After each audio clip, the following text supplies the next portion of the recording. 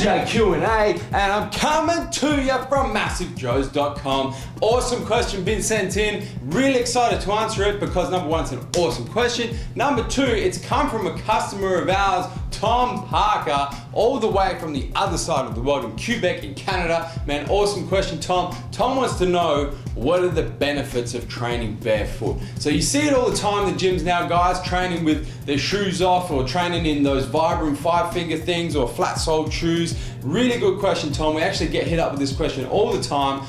What are the benefits of training barefoot? Now, we're going the extra mile for you in this, man. You've been the extra mile sending us a question all the way from Canada. So I'm gonna recruit the Vanilla Gorilla, Steve Mills, MassiveJoes Sales Manager. Steve, come up on in here. He's gonna give you a powerlifting view as to the benefits of training barefoot. I'm gonna give you a bodybuilding view as to the benefits of training barefoot. So I'm gonna hit it first, Steve. Benefits of training barefoot from a bodybuilding point of view are any exercise where you are driving through the ground. So your main ones are gonna be your squats, your deadlifts, your stiff leg deadlifts, and your leg press.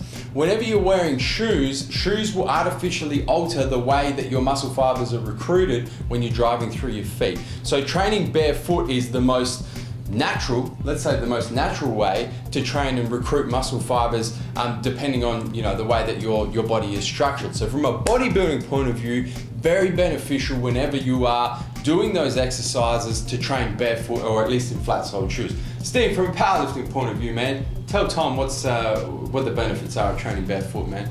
Well, just like with your squats, your deads, your stiff, or any squat or dead variation really, front squats, stiff leg deads. When you're going to be driving through the ground, you're going to be driving through your heel. And if you've got your running shoes on, or you got a sole with thick heels, your Nike Airs, your Nike Shocks, those kind of shoes, you're going to be losing your drive through your heel.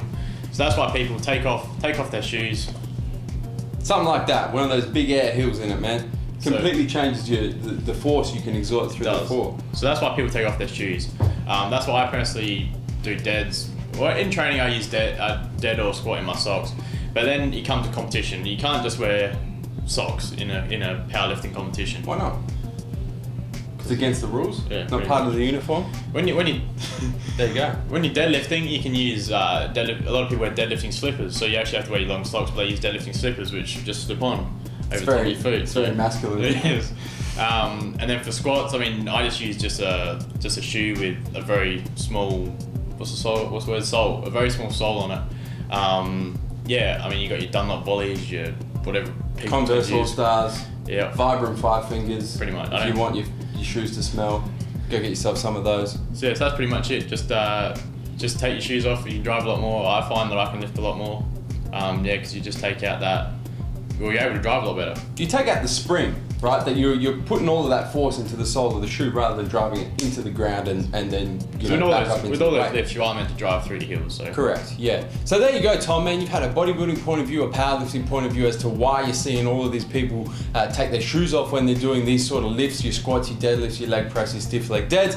Man, hope that answers your question. Now, guys, if you have a question, no matter where you are in the world, that you would like us to answer in MJ Q&A, you can, number one, drop us an email at qa@massivejoes.com. Number two, drop us a message on our Facebook page and we will do our best job to get to your question in the very next edition of MJ Q&A. Hit the subscribe button, Steve.